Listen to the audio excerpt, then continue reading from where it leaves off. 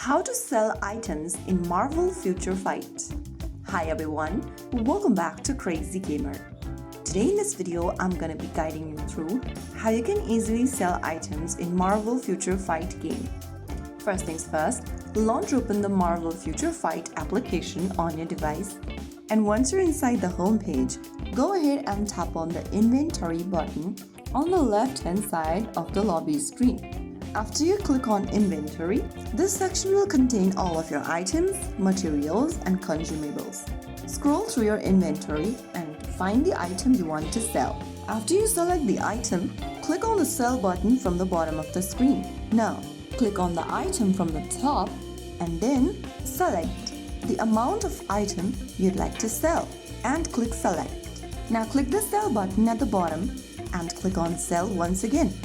And then you have successfully sold the item from your inventory. You'll receive gold or other resources in exchange of the item. Some items cannot be sold, for example, event exclusive or essential items. Selling your equipment or consumables cannot be undone, so double check before selling it. Selling items in Marvel Future Fight is a great way to free up inventory space and earn golds or resources.